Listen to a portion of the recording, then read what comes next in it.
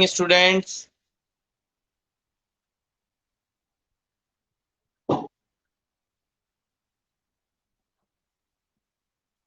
Good morning, Samir. Good morning, Manthan. Good morning, Gagan.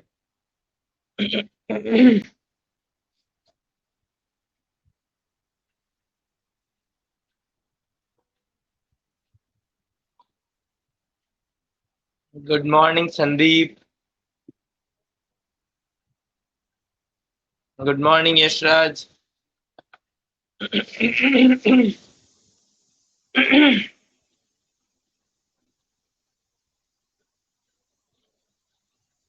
बाकी कहाँ पर हैं? सीमा, निकिता, संजना। एक बार तो गुड मॉर्निंग बोल दिया करो ताकि पता चल जाए कि हाँ क्लास में हो।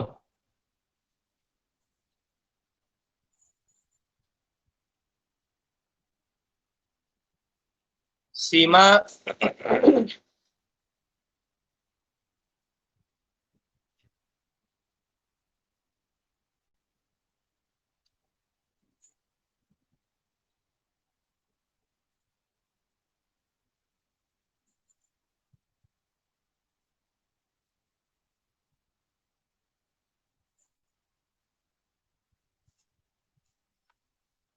करेंगे बेटा, करेंगे, अभी बताएंगे।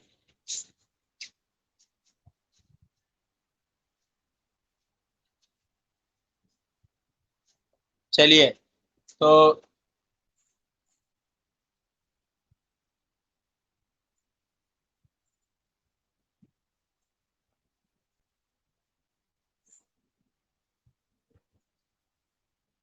इसमें एक सेकंड में देखता हूँ कि ऑडियो और वीडियो, और वीडियो ऑडियो हो सकता है क्या?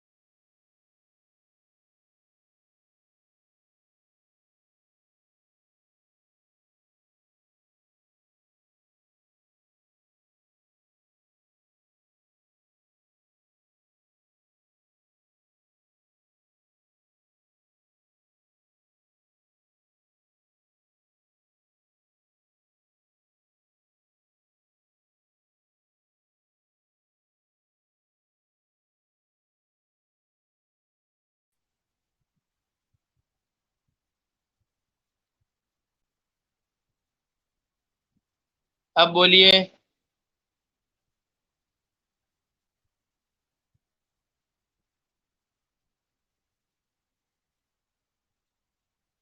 अब दिखाई दे रहे हैं?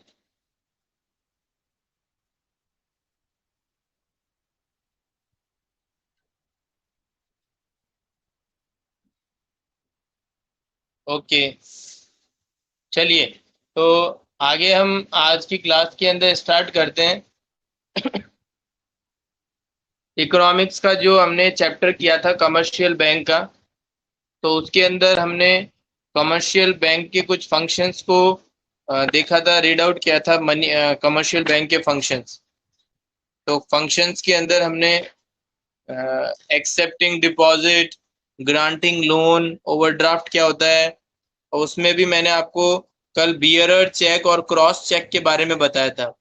बियरर चेक तो वो चेक होता है जिस पर ब्लैंक चेक होता है, जिसके ऊपर कोई भी नेम मेंशन नहीं होता, और हम उसके अंदर नेम फिल कर सकते हैं, अमाउंट फिल कर सकते हैं और डेट फिल कर सकते हैं। तो फिर उस केस में वो होता है bearer cheque. It may be कि नेम पहले से ही मेंशन हो, अमाउंट भी पहले से मेंशन हो, लेकिन नेम जो होगा वो उसके अंदर पहले से मेंशन नहीं होगा। तो वो ऐसा चेक यदि हो तो वो कहलाएगा आपका बियरर चेक।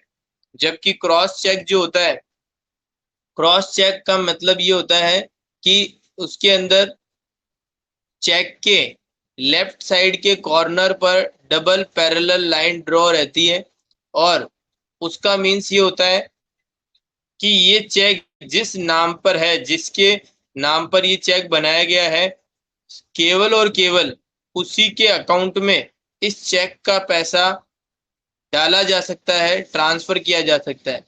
जबकि इससे पहले वाला जो चेक है बियरर चेक, उसका मीन्स ये है कि इस चेक को कभी भी किसी भी टाइम किसी भी वक्त एक व्यक्ति से दूसरे व्यक्ति को इजीली ट्रांसफर किया जा सकता है। तो ये पॉइंट जो आपको मैंने अभी बताया, ये समझ में आया सभी को?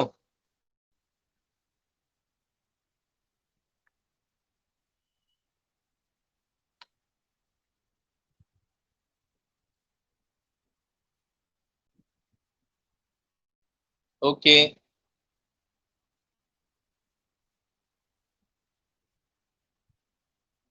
रिपीट करें?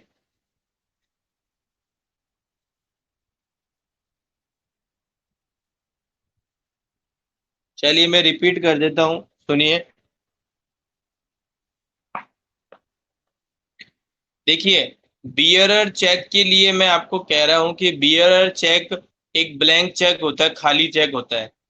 तो जिसके अंदर हम क्या करते हैं कि डेट मेंशन होती है और अमाउंट मेंशन होता है कितना देना है, लेकिन उस पर नाम मेंशन नहीं होता कि ये किसको पेमेंट करना है। तो ऐसा चेक जो होगा वो होगा बियरर चेक। इस ऐसे चेक को हम कभी भी कैसे भी इजीली किसी भी टाइम पर हम एक पर्सन से दूसरे पर्सन के पास में उसको ट्रांसफर कर सकते हैं। ठीक है? तो ऐसा चेक कौन सा होगा? Bearer cheque. जबकि मैं बात करूं क्रॉस चेक की, तो क्रॉस चेक के अंदर जो आपका एक चेक होगा, उस चेक के लेफ्ट कॉर्नर पे ऊपर टेढ़ी दो पैरेलल लाइन ड्रॉ की जाएगी। उस दो पैरेलल लाइन ड्रॉ करने का मीन्स ये निकलता है कि ये जो चेक है, ये केवल और केवल उसी के अकाउंट में पैसा डाला जाएगा जिस अकाउंट होल्डर को ये चेक दिया गया है।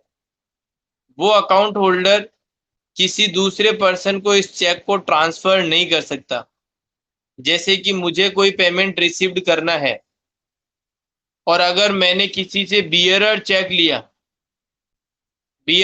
लिया जिसके ऊपर वो पैरेलल लाइन ड्रॉ नहीं है, तो उस केस में वो चेक मैं मेरे अकाउंट में भी लगा सकता हूँ, मेरे अकाउंट में भी पैसे आ सकते हैं, और हो सकता है कि मुझसे भी कोई दूसरा व्यक्ति पैसे मांगता हो, तो मैं उसी चेक को, जो मुझे मिला, उसी चेक को दूसरे पर्सन को ट्रांसफर कर सकता हूँ। तो ये हो गया मेरा बियरर चेक। जबकि किसी से मुझे पेमेंट रिसीव्ड हुआ जबकि मुझे किसी से पेमेंट रिसीव्ड हुआ और वो अमाउंट जो है ऊपर चेक के लिए उसमें दो पैरेलल लाइन ड्रॉ है, दो पैरेलल लाइन ड्रॉ है, तो उस केस में ये हो गया कि ये जो अमाउंट आएगा चेक का, वो केवल और केवल मेरे ही अकाउंट में डिपॉजिट होगा। मैं किसी दूसरे पर्सन को उस चेक का पैसा ट्रांसफर नहीं कर सकता हूँ। तो इस तरीके से ये चीज, दोनों चीजें समझ में आई अब, बियरर चेक और क्रॉस चेक। बोलिए।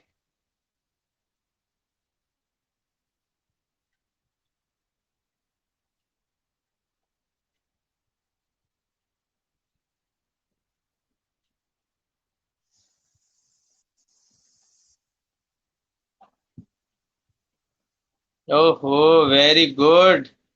अभय, अभय क्लास में है। वाह, आ गए सर, आ गए। अभय सर आ गए। मैंने तो सोचा अब क्लास लेंगे ही नहीं।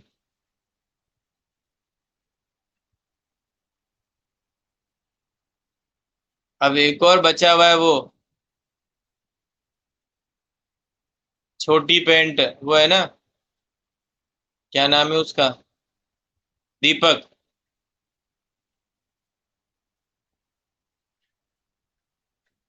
बेटा, बियरर चेक का मतलब होता है खाली चेक, जिसके अंदर नाम नहीं मेंशन होता।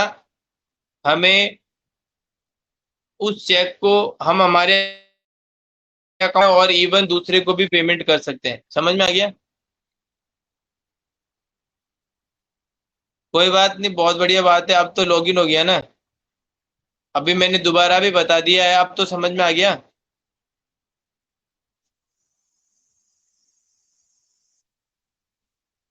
चलो, तो अब आगे हम देखते हैं जो नेक्स्ट जो चीज है उसके बारे में, अदर फंक्शंस के बारे में। तो अदर फंक्शंस के बारे में देखिए, सबसे पहला जो फंक्शन होता है वो है हमारा इंटरनेट बैंकिंग। Internet banking. तो देखिए बेटा, इंटरनेट बैंकिंग का जो चीज है वो हमारा किस तरीके से समझ सकते हैं। इंटरनेट बैंकिंग की फैसिलिटी बैंक हमें 24 घंटे देती है। कभी भी हम हमारे लैपटॉप से या फिर हमारे मोबाइल फोन से हम क्या कर सकते हैं, ब्राउजर पे जाकर और हमारी जो इंटरनेट बैंकिंग की आईडी है उससे ओपन करके, और हम हमारा आ, जो भी ट्रांजैक्शन परफॉर्म करना चाहते हैं वो ट्रांजैक्शन इजीली परफॉर्म कर सकते हैं बाय यूजिंग इंटरनेट बैंकिंग। तो इंटरनेट बैंकिंग जो है वो बहुत ही ज़्यादा कन्वीनियंट होता है, इजी होता है। हम घर बैठे हर एक ट्रांजेक्शन को पॉसिबल, हम हर एक ट्रांजेक्शन को परफॉर्म कर सकते हैं by using login ID and password. वो जो लॉगिन आईडी और पासवर्ड है वो हमें बैंक देता है, हम उसको यूज करते हैं। पासवर्ड को हम चेंज भी कर सकते हैं, पासवर्ड को हम वापस से रीजनरेट भी कर सकते हैं अकॉर्डिंग टू आर सूटेबल, हमारे अकॉर्डिंग हम उसको सेट भी कर सकते हैं। तो इंटरनेट जो बैंकिंग है उसका पॉइंट जो है वो समझ में आया आपको? ये क्या है, एक फैसिलिटी है जो कि प्रोवाइड करता है एक बैंक टू इट्स कस्टमर। तो ये एक फंक्शंस भी है, फंक्शन मतलब अदर फंक्शन के अंदर आता है ये। सेकंड नंबर का जो पॉइंट है वो है एटीएम फैसिलिटी।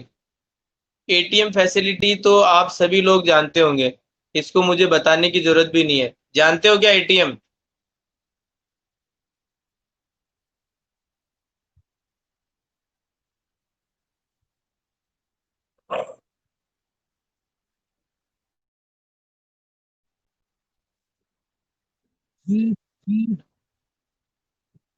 फुल फॉर्म क्या होती है एटीएम की, ये कोई बताएगा? अबे अबे बोल रहा है, यस सर मैं जानता हूँ। Automatic machine. Very good. Yashraj ने कहा ऑटोमेटिक मशीन।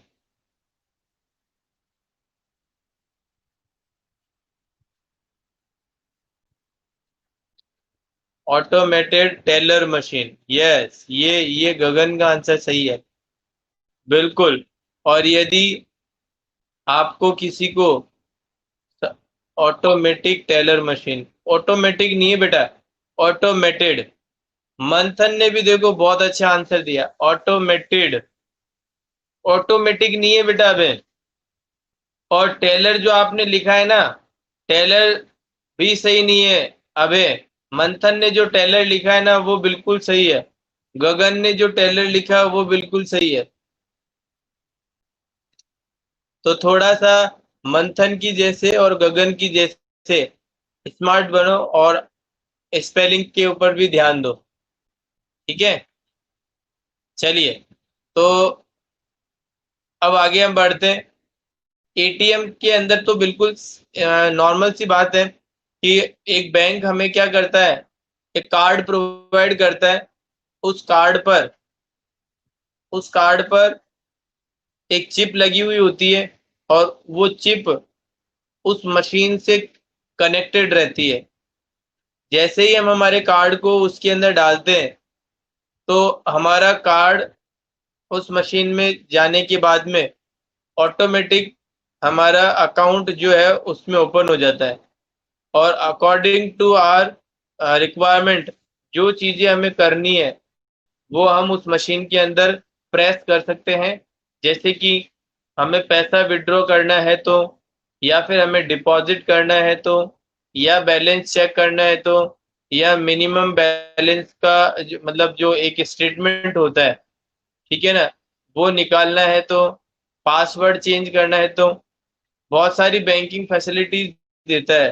तो वो चीज़ जो हम क्या कर सकते हैं, वहाँ पे ऑप्शन आते हैं, उनसे हम उसको परफॉर्म कर सकते हैं। लेकिन ये तभी हो सकता है जब हमारे पास में क्या हो, एटीएम कार्ड हो। ठीक है, चलिए आगे बात करते हैं हम मोबाइल बैंकिंग। ये भी अदर फंक्शन के अंदर ही आता है। आज हम मोबाइल के अंदर बहुत सारी एप्लीकेशंस डाउनलोड करके रखते हैं, जैसे कि फोन पे हो गया, पेटीएम हो गया, ठीक है ना, गूगल पे हो गया, और भी बहुत सारे अलग अलग ऐप्स हैं जिसके थ्रू हम क्या करते हैं, पेमेंट करते हैं। तो ये सब क्या है, मोबाइल बैंकिंग। हम क्या करते हैं, मोबाइल से ही सीधा पेमेंट कर देते हैं। इलेक्ट्रिसिटी बिल हो, वाटर बिल हो, या फिर कोई भी हमारा डिवाइस जो है उसका हो, कोई रिचार्ज करना हो, या फिर एनी अदर कोई भी चीज़ जो कि हम घर पे बैठे बैठे क्या कर देते हैं, मोबाइल के थ्रू पेमेंट कर देते हैं। तो वो क्या हो गया आपका मोबाइल बैंकिंग। वो क्या हो गया आपका मोबाइल बैंकिंग। बस सिंपल सी बात है, उसमें भी आपको जब आप उसको ओपन करते हो तो वो आपको क्या करता है, एक यूजर आईडी और पासवर्ड